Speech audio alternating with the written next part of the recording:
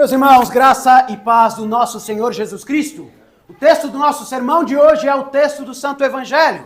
Leremos novamente João, capítulo 4, do verso 5 até o verso de número 26. Portanto, aqueles que quiserem acompanhar a leitura, abram suas Bíblias. João, capítulo 4, verso 5 até o verso de número 26. E assim diz a santa e bendita palavra do Senhor.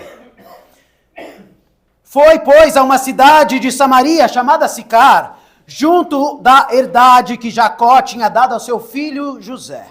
E estava ali a fonte de Jacó. Jesus, pois, cansado do caminho, assentou-se assim junto a uma fonte. Era isso quase a hora sexta. Veio uma mulher de Samaria tirar água. Disse-lhe Jesus: dá-me de beber, porque os seus discípulos tinham ido à cidade comprar comida. Disse-lhe, pois, a mulher samaritana: como, sendo tu judeu, me pedes de beber a mim, que sou mulher samaritana? Porque os judeus não se comunicam com os samaritanos. Jesus respondeu e disse-lhes: se tu conheceras o dom de Deus, e quem é que te diz, dá-me de beber, tu lhe pedirias, e ele te daria água viva. Disse-lhe a mulher: Senhor, tu não tens com que tirar, e o poço é fundo. Onde, pois, tens água viva? És tu maior do que nosso pai Jacó, que nos deu o poço, bebendo ele próprio dele, e os seus filhos e o seu gado? Jesus respondeu e disse-lhe: qualquer que beber desta água tornará a ter sede, mas aquele que beber da água que eu lhe der nunca terá sede. Porque a água que eu lhe der se fará nele uma fonte de água que salte para a vida eterna. Disse-lhe a mulher: Senhor, dá-me dessa água, para que não mais tenha sede, e não venha aqui tirá-la. Jesus disse-lhe: vai, chama o teu marido e vem cá. A mulher respondeu e disse: não tenho marido. Disse-lhe Jesus: disseste bem, não tenho marido, porque tiveste 5 maridos, e o que tens agora não é teu marido. Isto disseste com verdade. Disse-lhe a mulher: Senhor, vejo que és profeta. Nossos pais adoraram neste monte, e vós dizeis que é em Jerusalém o lugar onde se deve adorar. Jesus lhe disse: mulher, crê-me que a hora vem, e que nem neste monte, nem em Jerusalém adorareis ao Pai. Vós adorais o que não sabeis. Nós adoramos o que sabemos, porque a salvação vem dos judeus. Mas a hora vem, e agora é, em que os verdadeiros adoradores adorarão ao Pai em espírito e em verdade. Porque o Pai procura a tais que assim o adorem. Deus é espírito, e importa que os que o adorem em espírito e em verdade. A mulher disse-lhe: eu sei que o Messias, que se chama Cristo, vem. Quando ele vier, nos anunciará tudo. Disse-lhe Jesus: eu o sou, eu que falo contigo. Meus irmãos, vamos ao nosso Deus em oração. Senhor nosso Deus, tu que foste ao poço em busca da tua noiva, vem ao nosso encontro hoje também. Encontra-nos, Senhor, onde estamos. Onde estamos, ó Senhor? Fala-nos o que precisamos ouvir e não apenas aquilo que queremos ouvir. E que as palavras da minha boca e o meditar dos nossos corações sejam agradáveis na tua presença, Senhor. Rocha nossa e Redentor nosso. Amém. Meus irmãos, feliz Quaresma. Nas últimas semanas, nós temos caminhado por alguns textos que nos desafiam de formas bastante distintas. Nós vimos Jesus no deserto, recusando os atalhos de Satanás. Nós vimos em João 3,16 um amor completamente escandaloso, um amor que exige muito mais do que mero conforto. E agora? Hoje nós chegamos a uma cena que, à primeira vista, no primeiro olhar, parece bastante simples a nós. Um homem cansado, um homem que senta à beira de um poço, pedindo água pedindo água para uma mulher desconhecida. Mas as aparências, especialmente nas Escrituras, elas sempre nos enganam. E João é de fato o evangelista que menos deixa as coisas onde elas parecem estar. O que temos diante de nós hoje, é uma das cenas mais ricas, meus irmãos. Uma das cenas mais profundas e, diria, uma das mais inesperadamente belas de todo o Evangelho. É uma cena de encontro, uma cena de reconhecimento, uma cena de revelação. E no fundo, como nós veremos, é uma cena de um noivado. Jesus vai ao poço buscar a sua noiva. Jesus vai ao poço buscar a sua noiva. O versículo anterior ao nosso texto, o versículo 4, começa com uma afirmação que, no original, tem um peso teológico que as nossas traduções, em geral, não conseguem transmitir de maneira clara, de maneira completa. O evangelista nos diz que Jesus precisava passar por Samaria. Jesus precisava. Não que fosse meramente conveniente, não que fosse apenas o caminho mais curto, mas que havia uma necessidade. Havia uma necessidade real de Jesus passar por Samaria. Podemos dizer, uma necessidade divina, determinada pela vontade do Pai. E isso é importante, meus irmãos, porque Samaria era exatamente o lugar que nenhum judeu respeitável gostaria de passar. Samaria era o lugar que nenhum judeu respeitável gostaria de passar, podia passar. A história entre judeus e samaritanos era bastante longa e bastante conturbada. Quando o reino de Israel se dividiu após o reinado de Salomão, Samaria se tornou a capital do Reino do Norte. Lembram da história? Reino do Norte e Reino do Sul. E Samaria então passa a ser o centro da adoração que os judeus consideravam como ilegítima. A adoração em Samaria era considerada ilegítima, contaminada com práticas pagãs. Praticamente pagã. A situação piora drasticamente quando os assírios conquistam o reino do norte. Eles deportam as tribos israelitas para outras regiões do império, trazem povos estrangeiros para ocupar a terra, e assim o resultado é uma mistura étnica, uma mistura cultural e religiosa que os judeus simplesmente não podiam aceitar. Não podiam aceitar. Por essa razão, no tempo de Jesus, essa hostilidade entre judeus e samaritanos era antiga, mas também era mútua. Os judeus não se comunicavam com os samaritanos, os judeus não comiam com os samaritanos, eles nem sequer passavam pelo seu território se eles pudessem evitar. Se eles pudessem evitar passar pelo território samaritano, eles evitavam. Mas Jesus, como diz o nosso texto, Jesus precisava passar por lá. Jesus precisava passar por aquele lugar. E ele precisava porque o Pai estava à procura de adoradores, como diz o nosso texto. E adoradores verdadeiros não têm endereço étnico, meus irmãos. Adoradores verdadeiros não têm endereço étnico. A missão do Filho, portanto, não era apenas uma missão para os judeus, mas era uma missão para o mundo. Aquele mesmo mundo de João 3,16, que vimos na semana passada. Samaria era parte desse mundo. Assim, quando Jesus chega à cidade de Sicar, ele se assenta junto ao poço de Jacó. Era a hora sexta, ou seja, ao meio-dia, o sol no centro do céu, o calor mais intenso do dia, e João nos diz que Jesus estava cansado. Vocês conseguem imaginar? O Filho de Deus, o verdadeiro Filho de Deus, Deus encarnado, estava cansado. O Filho eterno de Deus, o Verbo que criou todas as coisas, estava sentado à beira de um poço com seus pés cobertos de poeira e o corpo exausto da sua jornada.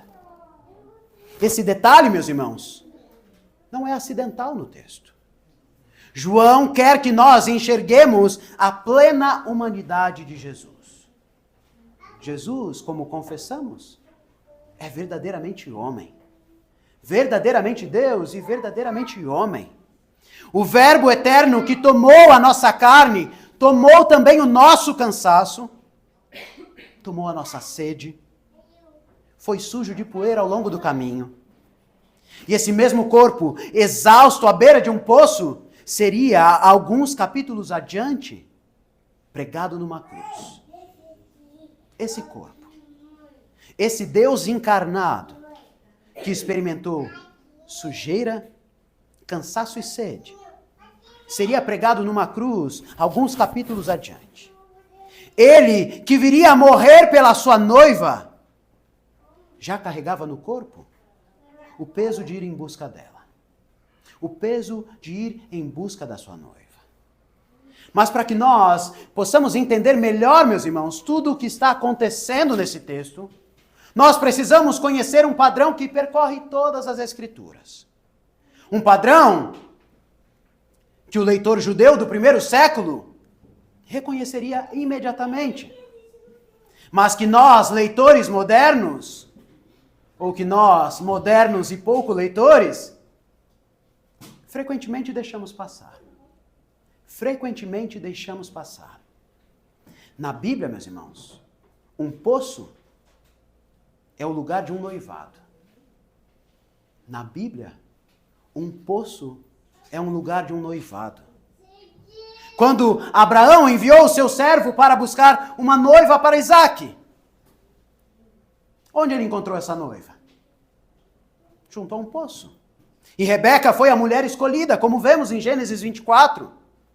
Quando Jacó fugiu de Esaú e chegou à terra do seu tio Labão, ele encontrou a sua futura esposa Raquel.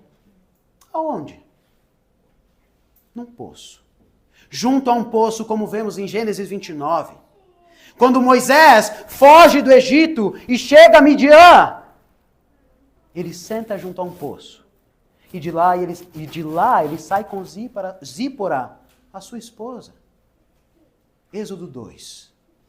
O padrão, meus irmãos, é bastante consistente, mas o fato é que nós não sabemos ler as Escrituras. Só lemos letrinhas. Somos analfabetos funcionais, na realidade e como crentes. O padrão é bastante consistente.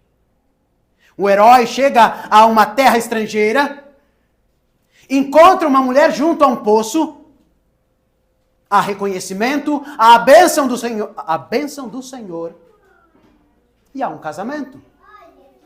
E isso acontece várias vezes. Isso acontece várias vezes. E agora, aqui em João 4, esse padrão se repete. Mas em uma escala completamente diferente. Não é mais um patriarca em busca de uma esposa. Agora, nós vemos o próprio Filho de Deus, em terra estrangeira, junto a um poço, encontrando uma mulher. E o que acontece aqui não é apenas um casamento humano, mas é a revelação do Messias à sua noiva, ao seu povo. A igreja, composta de todos os povos, incluindo aqueles que os judeus desprezavam. Incluindo boa parte de nós. Nós hoje, meus irmãos.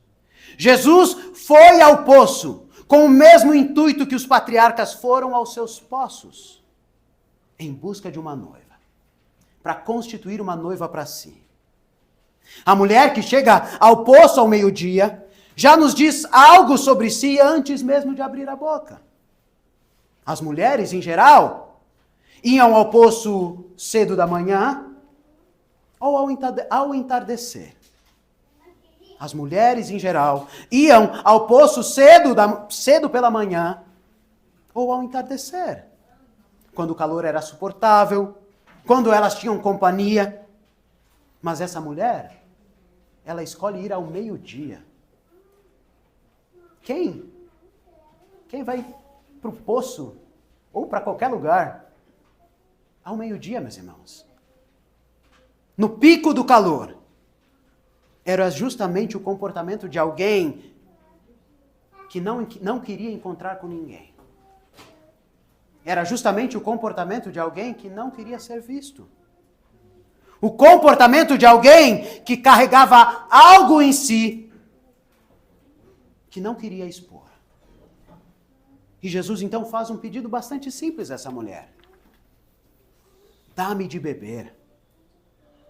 Dá-me de beber. A surpresa na resposta da mulher é bastante compreensível e dupla. Jesus era um judeu, ela uma samaritana. Jesus era um homem, ela uma mulher. Nenhuma dessas combinações deveria resultar em uma conversa. Não deveria. Muito menos num pedido de água. Esse contexto jamais geraria uma conversa naquele tempo. Assim, a resposta de Jesus ao estranhamento dessa mulher é fantástica, é ótima. E ele diz assim: se conheceras o dom de Deus e quem é aquele que te diz, dá-me de beber, tu lhe pedirias a água, tu lhe pedirias a ele e ele te daria água viva. Se tu soubesses, se tu conhecesses o dom de Deus e quem é aquele que fala contigo, não seria eu que estaria pedindo a você, mas você que estaria pedindo a mim. Ou seja, quem parece precisar de algo, Jesus que pede água para ela, é na verdade aquele que tem tudo para oferecer. Quem parece precisar de algo, Jesus se coloca na posição de alguém que parece precisar de algo para conversar com aquela mulher, para se aproximar daquela mulher. Jesus que pede água é, na verdade, quem tem tudo para oferecer. A mulher que parece ter o poder da situação, dona do balde, conhecedora do poço, é, na verdade, aquela que realmente está plena de sede. Está sedenta. Mas ela não entende. Ela olha para o poço, ela olha para o seu balde, olha para a profundidade, olha para Jesus e responde: o poço é fundo, tu não tens com o que tirar água. Quem você pensa que é? Você é maior do que Jacó? Quem você pensa que é? E aqui nós vemos, meus irmãos, que como Nicodemos, na semana passada, quando perguntou como um homem poderia nascer de novo sendo velho, aquela mulher está presa à realidade que ela podia enxergar. Estava presa à dimensão física. Jesus então declara: todo aquele que beber desta água tornará a ter sede, mas aquele que beber da água que eu lhe der, nunca terá sede. Ou seja, a água do poço de Jacó é boa. Ela é boa. Ela serve para alguma coisa. É água real que mata a sede real. O ponto é que ela é provisória. Essa água é provisória. Ela mata a sede de hoje, amanhã nós temos sede de novo. Era o melhor que aquele mundo podia oferecer. Mas sabemos que não é suficiente. A água que Jesus oferece é diferente, não apenas em natureza ou grau.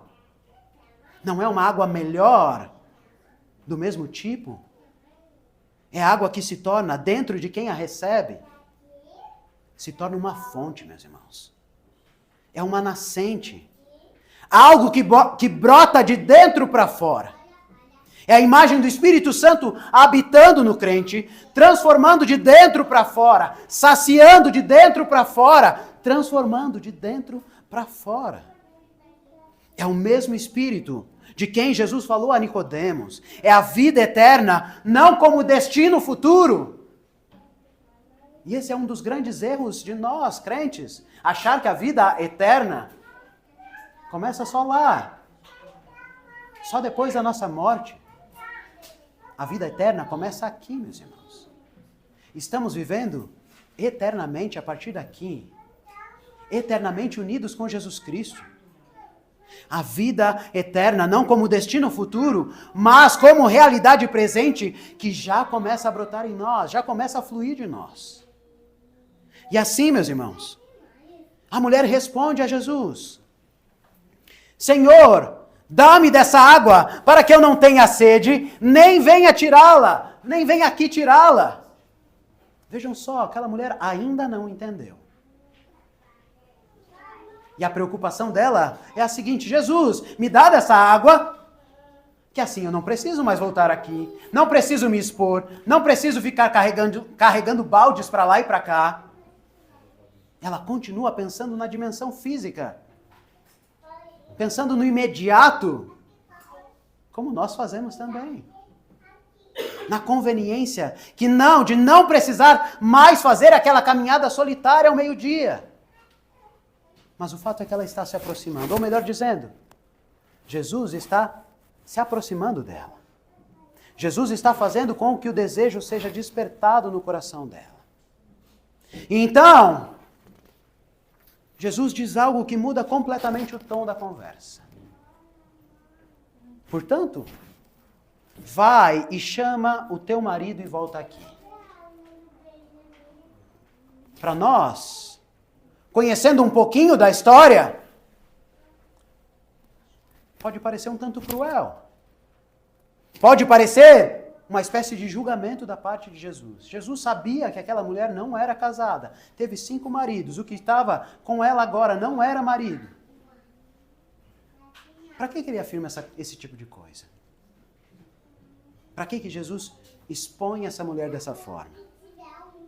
Mas o fato, meus irmãos, é que não há crueldade ou julgamento algum da parte de Jesus. É o mesmo movimento que ele sempre faz. Ele aponta para o lugar onde a vida real está sendo vivida e onde ela está quebrada. Jesus nos mostra graciosamente onde a nossa vida está quebrada. Mesmo quando a gente tenta esconder. Mesmo quando nós tentamos negar. É o mesmo movimento que ele sempre faz. Ele aponta para o lugar onde a vida real está sendo vivida e onde ela está quebrada. Antes de dar água viva àquela mulher, Jesus revela a sua sede real. E a sede real daquela mulher não era de água, meus irmãos. Era de um amor que permanecesse. De um vínculo que não se desfizesse. De um marido que não a abandonasse, não fosse embora. Pensem bem. Aquela mulher casou 5 vezes.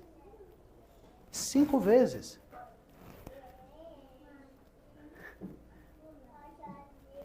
Quase um Fábio Júnior, né? Ela tentou várias vezes, meus irmãos. Ela tentou várias vezes porque ela queria encontrar um verdadeiro amor que permanecesse. Um marido, um noivo que não a abandonasse, não fosse embora. 5 maridos. E o atual, com quem você está agora, não é seu marido. Nós não sabemos a história de cada um. Não sabemos quantos a abandonaram, quantos morreram, qual foi a responsabilidade dela em tudo isso. E de fato, João não nos dá esses detalhes, provavelmente de propósito. Porque com certeza nós ficaríamos pensando e tentando atribuir culpa, responsabilidades. O que João quer que nós vejamos não é o julgamento moral de uma mulher promíscua. O que João quer que nós vejamos é uma mulher profundamente cansada de buscar nos lugares errados aquilo que só podia ser encontrado em Cristo. É isso que João quer nos mostrar. Ele quer que nós vejamos uma mulher profundamente cansada de buscar nos lugares errados aquilo que nós só podemos encontrar em Cristo. 5 maridos e nenhum saciou. Porque de fato, nenhum deles podia saciar. Porque o que ela mais precisava não era de um marido, mas era do noivo. E aqui o texto nos dá um detalhe que nós não podemos deixar passar. 5 maridos, o atual não é seu marido, e portanto Jesus é o 7º. Jesus é o 7º homem a entrar na sua vida. Nas Escrituras, o número 7 não é um mero número neutro, mas é o número da plenitude, da perfeição, o número do descanso, meus irmãos. A mulher que buscou 6 homens, em 6 homens, aquilo que nenhum deles pôde dar, agora ela encontra no 7º. Agora ela encontra no 7º o único que pode saciar de verdade. Não porque Jesus seja mais um na sua lista, mas porque Jesus é o único que não busca a mulher para receber algo dela, mas para oferecer. Jesus é o único cujo amor não depende do que ela tem para oferecer. Jesus é o único que já sabia todo o histórico dela e ainda assim vem ao poço para encontrá-la. Jesus é o único. E aqui, meus irmãos, está o coração dessa cena. Jesus reconhece que ela está errada, mas Jesus não a condena de imediato. E ele diz: bem disseste, não tenho marido, porque 5 já tiveste, e esse que agora tens não é teu marido. Não é. Há uma gentileza nessa resposta de Jesus que é quase desconcertante, meus irmãos. Ele poderia muito bem dizer: você está vivendo uma vida promíscua. Jesus poderia muito bem dizer: não, esse não é seu marido, você está em fornicação. Há uma gentileza na resposta de Jesus que é desconcertante. Jesus reconhece a honestidade daquela mulher, honra a meia verdade que ela ousa dizer e completa a resposta. Não como uma acusação, mas como revelação. Ela reconhece que está diante de um profeta e imediatamente, vejam só, ela até reconhece, verdadeiramente és profeta. Ela reconhece que Jesus é um profeta, mas como nós fazemos com certa frequência, quando alguém toca em um assunto que nós não gostamos, em algo muito próximo ou muito doloroso, ela muda de assunto. É verdade, o senhor sabe das coisas, o senhor é profeta, mas veja bem. E ela muda de assunto. Ela pergunta sobre teologia. Pergunta sobre o lugar certo de adorar, se era em Jerusalém ou no Monte Gerizim. É um claro desvio. Mas Jesus recebe essa pergunta dela com igual seriedade. Porque a pergunta daquela mulher, por mais que fosse um desvio, não era irrelevante. É uma pergunta real sobre onde o Deus que ela tanto precisa podia ser encontrado. Então, mesmo tentando desviar o assunto, ela revela aquilo que está no seu coração. Se eu preciso de um noivo, se eu preciso de Jesus Cristo, se eu preciso do Deus único e verdadeiro, onde eu posso encontrá-lo? Jesus recebe com igual seriedade, porque a pergunta dela, mesmo sendo um desvio, não é irrelevante. É uma pergunta real sobre onde o Deus que ela tanto precisa pode ser encontrado. E Jesus responde com uma das afirmações mais revolucionárias de todo o seu ministério. A pergunta da mulher é, no fundo, a pergunta que todos nós fazemos em algum momento das nossas vidas. Onde Deus está? Onde Deus está? Onde eu devo procurá-lo? Ou onde Deus está quando eu estou passando por esse sofrimento? Onde está? Onde está esse Deus Salvador? E a resposta de Jesus dissolve a pergunta inteira. A hora vem, e agora é, em que os verdadeiros adoradores adorarão o Pai em espírito e em verdade. Nem em Jerusalém, como alguns hoje continuarão tentando afirmar. Nem em Jerusalém, nem no Monte Gerizim, nem o templo construído por Salomão, nem o altar erguido pelos samaritanos. O Pai está procurando adoradores e os critérios não são geográficos nem étnicos. Nem geográficos nem étnicos. Em espírito e em verdade. Duas palavras que João escolhe com muito cuidado. Em primeiro lugar, em espírito.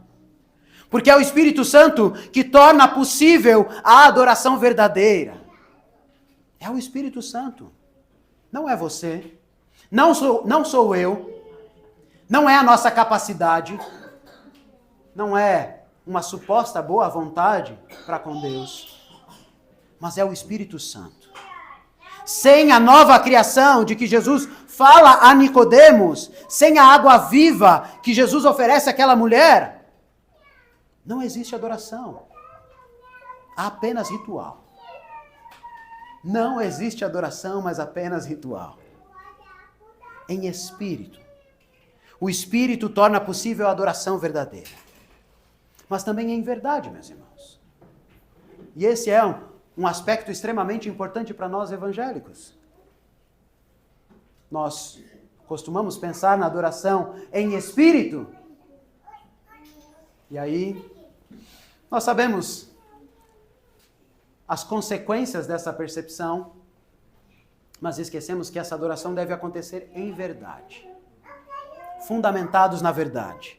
Não no meu sentimento, não naquilo que eu estou sentindo no momento, não nos calafrios durante o culto, mas em verdade. O Espírito Santo não é os seus calafrios, não é o que você sente.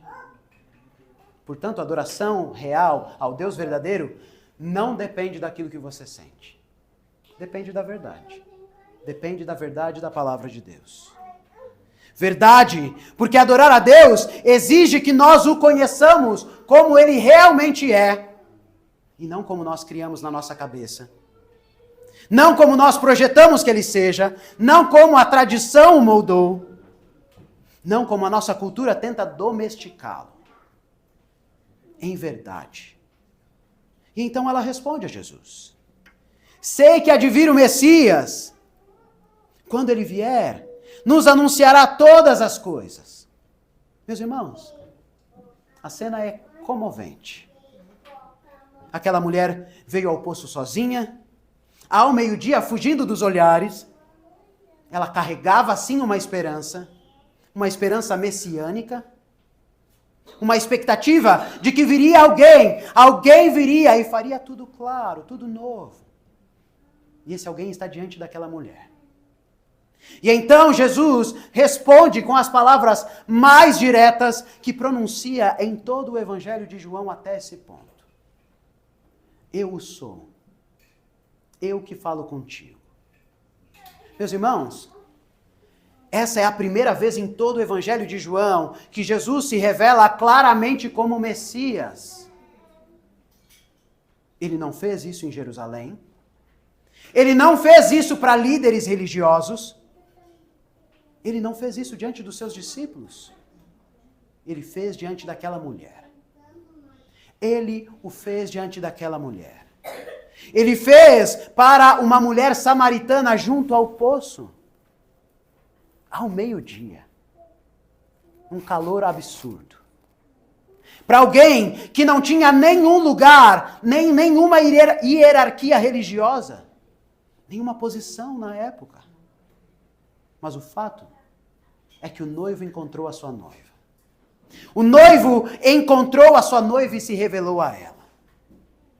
Mas então, meus irmãos, o que essa cena nos diz? O que essa mulher samaritana tem a ver com você e comigo? Aqui nesse terceiro domingo da Quaresma. E a resposta, meus irmãos, é que tem absolutamente tudo a ver. Porque todos nós, meus irmãos, Todos nós tentamos chegar ao poço ao meio-dia em algum momento das nossas vidas. Em algum momento das nossas vidas, nós simplesmente tentamos nos esconder de todo mundo. Tentamos esconder as nossas dores, os nossos traumas. Nós realmente não queremos ser encontrados. Todos nós temos ido em busca de lugares errados. Temos ido buscar em lugares errados aquilo que só pode ser encontrado em Cristo. Como essa mulher. E se pensar que ela, por 5 ou 6 vezes, tentou, e quantas vezes nós tentamos buscar em lugares errados aquilo que nós só podemos encontrar em Jesus? Talvez esses 6 dessa mulher seja pouco. Talvez esses 6 da mulher seja pouco. Não em 5 maridos, mas em 5 versões diferentes da mesma promessa que o mundo faz para nós, nunca cumpre. E a gente volta. A promessa de que a próxima conquista vai saciar. De que a próxima realização vai ser suficiente. De que o próximo pecado vai ser maravilhoso. De que o próximo relacionamento vai resolver as nossas vidas. O próximo projeto, o próximo patamar vai finalmente resolver aquela sede que simplesmente não passa. E nós investimos as nossas vidas nessas coisas. Tempo, energia, esperança, identidade. Identidade. E quando chegamos lá, a surpresa, que nem é tão surpresa assim, é que a sede continua. Porque a água do poço de Jacó é boa, mas ela é provisória, meus irmãos. Porque tudo que o mundo oferece, mesmo coisas legítimas, pode matar a sede de hoje, mas ela deixa a sede de amanhã intacta. Não pode resolver. Mas o fato, a boa notícia, é que Jesus continua vindo ao poço. Jesus continua sentando à beira do caminho. Jesus continua fazendo a mesma oferta a nós. Se vocês conhecessem o dom de Deus, se vocês reconhecessem a bondade de Deus, o dom de Deus para vocês. Mas ainda, meus irmãos, ainda há uma segunda dimensão nessa cena que não podemos deixar passar. Que é a questão de quem Jesus escolhe buscar e a quem Jesus escolhe se revelar. A mulher samaritana era, do ponto de vista judaico, duplamente excluída. Tanto pela sua etnia, quanto pelo seu gênero. Mas Jesus escolhe ir até ela, deliberadamente. O pai estava procurando adoradores e essa mulher era um deles, mesmo sem saber. Mesmo sem saber, meus irmãos. A mulher samaritana era, do ponto de vista judaico, duplamente excluída. Pela sua etnia e pelo seu gênero. E não estamos falando aqui de feminismo. Muito pelo contrário. Mas Jesus vai até ela. Deliberadamente. O pai estava procurando adoradores e essa mulher era um deles. Mesmo sem saber. Isso, meus irmãos, nos diz algo sobre o mundo ao nosso redor. Há pessoas que chegam ao poço ao meio-dia na nossa cidade, que evitam os horários de maior movimento, evitam conversas conosco, carregam histórias que preferem não nos contar, que têm todas as razões do mundo para acreditar que Deus não tem absolutamente nada a dizer a eles. Não, mas o meu problema é muito profundo, é muito... E aí nós inventamos inúmeras desculpas para não colocar diante de Jesus. São os samaritanos da nossa época. Somos, em certo sentido, em certo aspecto, como os samaritanos também. Somos aqueles que estão do outro lado, do lado errado da fronteira, que é traçado, ou que nós mesmos traçamos, para que as pessoas não se aproximem do Evangelho, para que elas não se aproximem de Cristo. Mas Jesus precisava passar por lá. Jesus precisava passar por lá. E a pergunta que o texto nos deixa É bastante direta. Será que nós estamos dispostos? Será que nós reconhecemos que nós também precisamos passar por lá? Será que nós reconhecemos? Assim, meus irmãos, para concluir, estamos no 3º domingo da Quaresma, caminhando em direção à cruz. E a cruz, à luz de tudo que nós vimos hoje, não é apenas um lugar de sacrifício. É o lugar de um noivado consumado. Lembrem-se, Jesus se sentou ao poço à hora sexta, ao meio-dia. E é também a hora sexta, no capítulo 19 de João, que Pilatos o entrega para ser crucificado. O mesmo horário. O mesmo evangelista. O mesmo noivo. João quer que nós vejamos que a cruz é a consumação daquilo que começou naquele poço. A cruz é a consumação daquilo que começou naquele poço. Que o amor que foi buscar a noiva samaritana foi absolutamente até o fim. Foi até o último respiro de força. Até o último suspiro. A água que Jesus oferece à mulher junto ao poço é, em última análise, a água que jorra do lado de Cristo, aberto na sua cruz. É o Espírito derramado sobre toda a carne. É a fonte batismal que brota de dentro para fora, que transforma adoradores de ritual em adoradores em espírito e em verdade. É nisso que precisamos ser transformados. E assim como a mulher teve 5 maridos que não a saciaram, a humanidade inteira peregrina de substituto em substituto, de ídolo em ídolo, de promessa em promessa, até encontrar o único marido que não decepciona. O sétimo marido. Mas, meus irmãos, você não precisa chegar até 7 nos seus erros. Não precisa. Aquele que não busca o perfeito, aquele que não busca receber, mas busca oferecer. Aquele que conhece tudo o que fizemos e ainda assim vem ao poço. Já pararam para pensar nisso? Estava conversando até com Joaquim sobre isso. Você sabia que Jesus sabe absolutamente tudo o que você faz, mas também aquilo que você pensa? E aí eu fiz uma brincadeira bem bobinha, mas pedi para ele pensar num número. Ok, você pensou? Qual era o número? E aí ele falou o número. Então, o papai não sabia, mas Jesus sabia.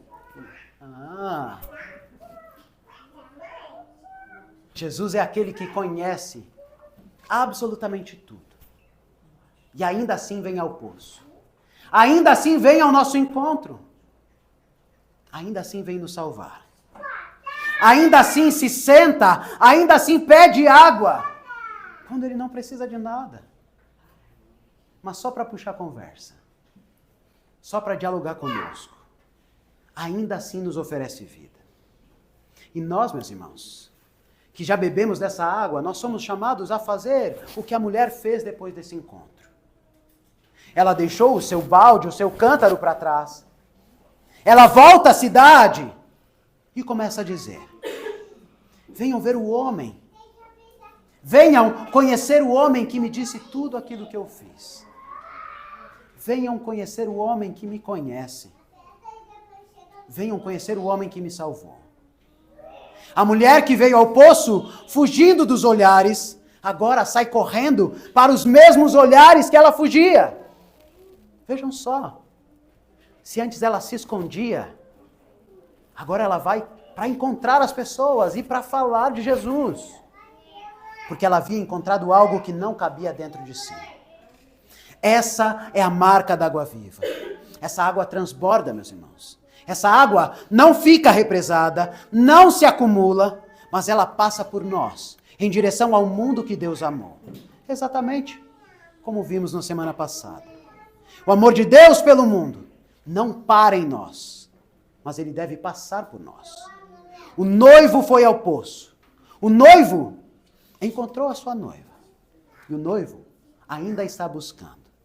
Portanto, meus irmãos, que tenhamos ouvidos para ouvir a sua voz quando ele nos encontra à beira do nosso próprio poço. Que nós tenhamos ouvidos para ouvir e que reconheçamos como ela reconheceu, que ele já sabe tudo quanto fizemos. E ainda assim, escolhe vir a nós. Ainda assim, vem ao nosso encontro com água viva nas suas mãos. E que nós também, meus irmãos, deixemos nossos cântaros para trás. Porque, de fato, quem encontrou o noivo não precisa mais carregar peso algum.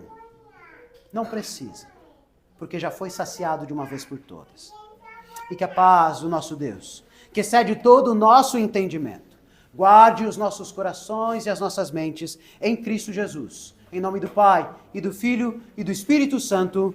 Amém. Amém.